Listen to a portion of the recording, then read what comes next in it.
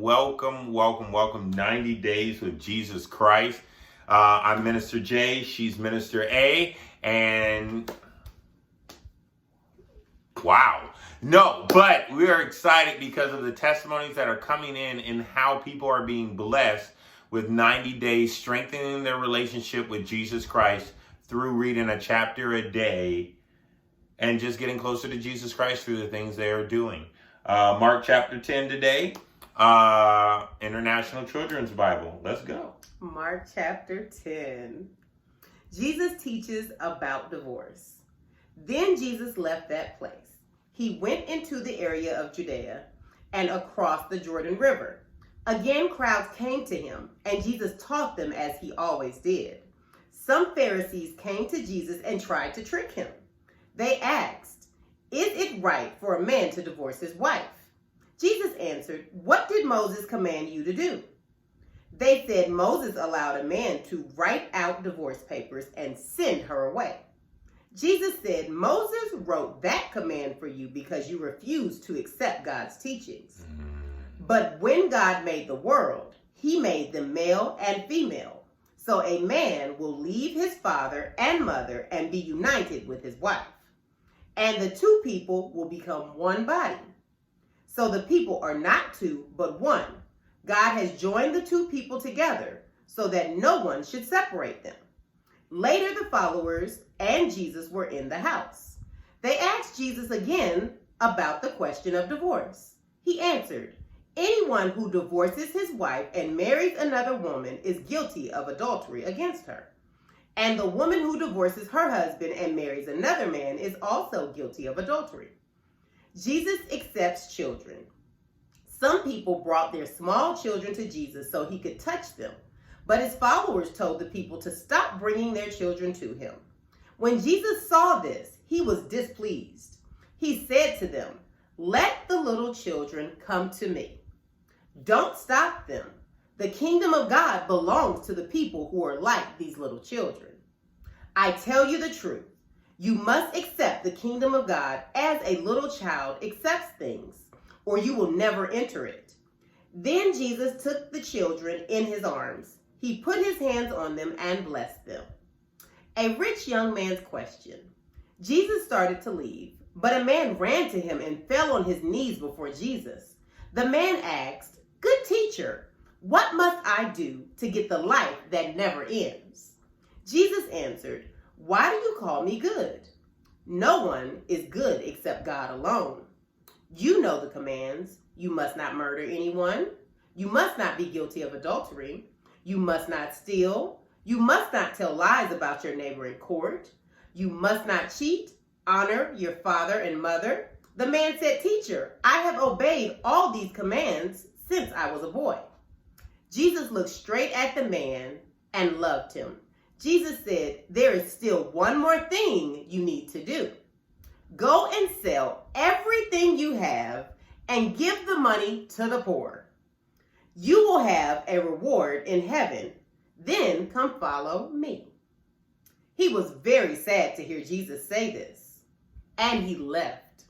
The man was sad because he was very rich. Then Jesus looked at his followers and said, "How hard it will be for those who are rich to enter the kingdom of God." The followers were amazed at what Jesus said, but he said again, "My children, it is very hard to enter the kingdom of God, and it will be very hard for a rich person to enter the kingdom of God. It would be easier for a camel to go through the eye of a needle." The followers were even more amazed and said to each other, "Then who can be saved?" Jesus looked straight at them and said, For people this is impossible, but for God all things are possible."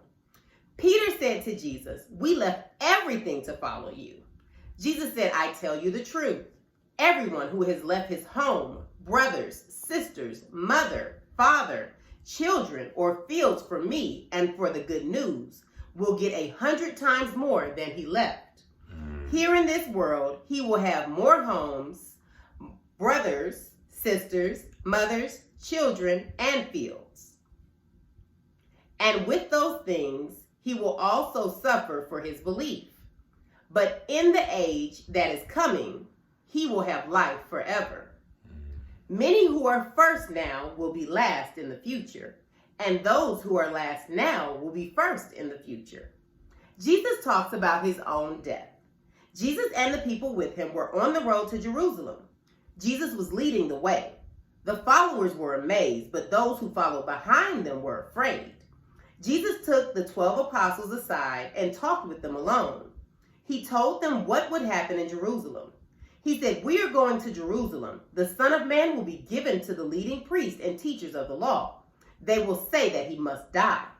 They will give him to non-Jewish people who will laugh at him and spit on him. They will beat him with whips and kill him. But on the third day after his death, he will rise to life again." Two followers asked Jesus a favor. Then James and John, sons of Zebedee, came to Jesus. They said, "Teacher, we want to ask you to do something for us." Jesus asked, "What do you want me to do for you?" They answered, "You will have glory in your kingdom.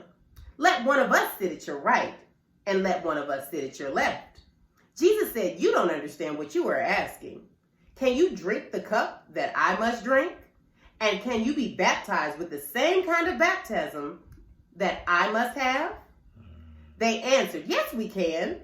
Jesus said to them, "You will drink the same cup that I will drink, and you will be baptized with the same baptism that I must have. But I cannot choose who will sit at my right or my left. These places are for those whom they are prepared." The 10 followers heard this. They began to be angry with James and John. Jesus called all the followers together. He said, "The non-Jewish people have men they call rulers.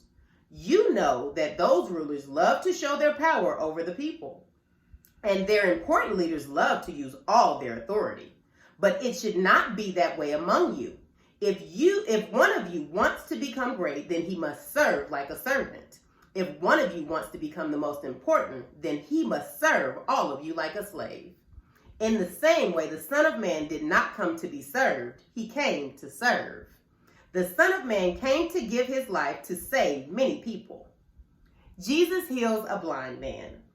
Then they came to the town of Jericho. As Jesus was leaving there, his followers and a large crowd and a blind beggar named Bartimaeus, son of Timaeus, was sitting by the road. He heard that Jesus from Nazareth was walking by. The blind man cried out, "Jesus, Son of David, please help me." Many people scolded the blind man and told him to be quiet, but he shouted more and more, "Son of David, please help me." Jesus stopped and said, "Tell the man to come here." So they called the blind man. They said, "Cheer up, get to your feet. Jesus is calling you." The blind man stood up quickly. He left his coat there and went to Jesus. Jesus asked him, "What do you want me to do for you?"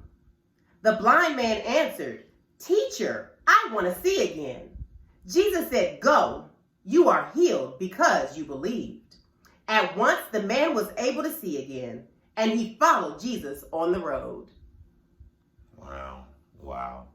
All things are possible. There's a lot of things in that chapter. I was thinking of the one in the beginning, in the middle of the rich man, and how to teach that to kids. And I was thinking, if we show them, if they would donate their phone. I have a nephew, and I told my nephew he loves dinosaurs. If he would give his dinosaur away, he said, "No way, no way." He's only 6, but he said, "No way. They can have any other toy, but not his dinosaurs."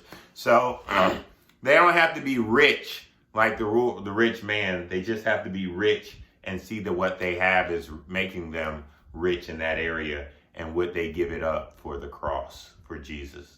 I love that. All right. Well, once again, thanks for joining us. 90 Days with Jesus Christ. Y'all have a blessed day. Be blessed, be blessed, be blessed. Bye-bye. Wow. See y'all later.